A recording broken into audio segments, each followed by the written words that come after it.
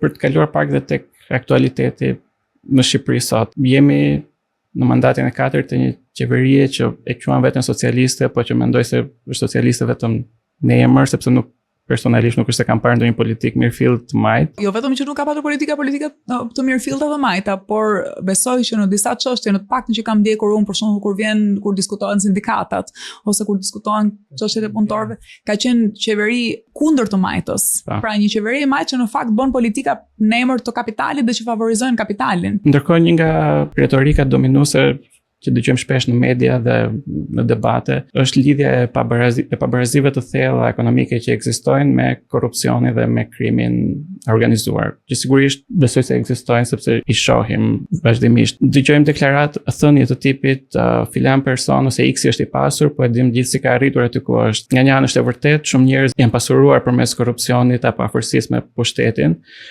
Po nga ana tjetër duket sikur është një argument që shërben dhe si një lloj valvule shkarkimi moral. Dhe pyetja ime është, a mendoni që ky fiksimi jon me korrupsionin rrezikon në një farë mënyrë që ta depolitizoj pabarazin? Po, por edhe kjo them që lidhet me hegemoninë e kësaj diskursit neoliberal për cilin po flisim pak më parë. Pra, me leximin e çdo padrejtësie strukturore që ka të bëjë me mënyrën se si është ngritur sistemi ekonomik dhe politik dhe me marrëdhëniet midis shtetit nga njëra anë dhe tregut nga ana tjetër, që e redukton edhe këtë marrëdhënie në marrëdhënien mes individëve dhe që sheh përvetësimin gjithmonë, më thonë, në këto instancat e korrupsionit i sheh si instanca të mungesës së moralitetit nga një politikan i caktuar apo nga një politikan tjetër.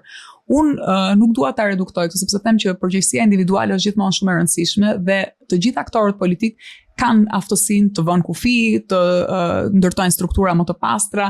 Është e rëndësishme që të jenë këto mekanizma që kërkojnë transparencë dhe që mundohen të ndërtojnë një sistem transparence.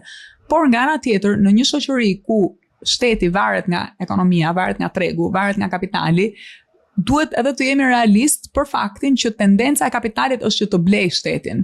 Dhe kjo ndodh kudo, nuk ndodh vetëm në Shqipëri, sigurisht ndodh në forma më të theksuara, në vende më të varfra, ku ka kriza më të mëdha, ku ka edhe institucione demokratike, ndarje pushtetesh akoma në fëmijërinë e tyre dhe që nuk arrin që t'i bëjnë ballë këtij presionit të kapitalit.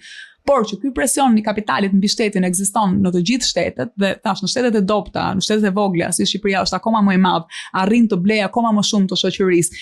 Krijohet një lloj rrethi midis medias, politikës edhe tregjeve që e bën çdo politikan të korruptueshëm. Tani sigurisht që ka përjashtime, por që të kërkosh që gjithë klasa politike të jetë pa korruptueshme në një vend si Shqipëria ose si Kroacia para pak vitesh, si ne kemi parë këtë dinamik në shumë vende të Europës. Edhe sidomos në prag të integrimit evropian ku është bërë një përpjekje për të krijuar institucione me transparencë dhe ku janë parë limitet e shtetit në marrëdhëniet me tregun dhe t'i kërkosh përgjegjësinë vetëm politikanëve pa i kërkuar as përgjegjësi ngritjes së marrëdhënieve midis shtetit dhe tregut të ndryshme që ta bëjnë sa më të pa korruptueshme politikën, për mendimin tim kjo është një naivitet dhe unë shpesh e krahasoj me ato që kur diskutoheshin për shembull blerja e prostitucionit flasin vetëm për prostitutën dhe nuk flasin për klientin. Pra, kush e ble këtë shërbim dhe kush e ofron.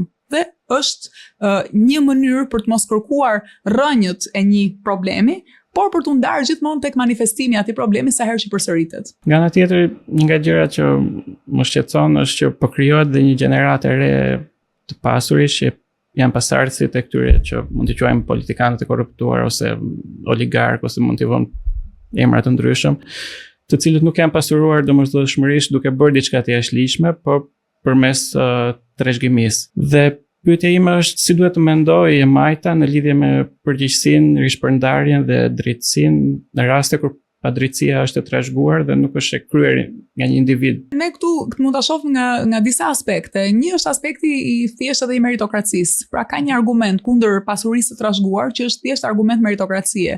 Fakti që babai ka arritur fal zotësisë, edhe sikur themi që në çdo mënyrë të pastër etj, të mbledh një pasuri të jashtëzakonshme, të tillë që kërcënon edhe të tjerët rreth rrotut, të tillë që konsolidon një shoqëri të padrejtë nga kjo anë, të padrejtë si nga ana morale, por edhe nga ana e shpërndarjes së pasurive. Çfarë merite ka dikush thjesht për faktin që ka lindur në një familje të pasur që të trashëgojë gjithë pasurinë e asaj familje? Pra, për mua kjo është një problem që mund të shtrohet edhe në baza thjesht individualiste liberale. Filozofi John Rawls, që është në fakt që ka një qasje liberale, kësaj nuk është as marksist as socialist, megjithëse ka momente ku e diskuton këtë. Fakt ai thotë shiko, kjo është një çështje fati personal. Pse duhet që fati individual, fati të lindurit në një familje të pasur apo në një familje të varfër, të vendos për gjithë jetën e dikujt, ndërkohë që përgjegjësia e strukturave shoqërore është që të lidhin marrëdhënie mes njerëzve që e sheh lirinë si të përbashkët dhe si pasojë një ndërveprimi të përbashkët. Edhe mendoj që kufit ndaj çfarë mund të trashëgohet, si mund të trashëgohet, siç vendosen rregulla nga shteti për moskalimin me semafor të kuq për shembull, ose siç vendosen rregulla për mbledhjen e taksave, mund të vendosen rregulla edhe për transferimin e pasurive, për të bllokuar pikërisht krijimin e këtyre monopoleve që pastaj ngrijojnë shoqërinë mbi baza të pabarabarta.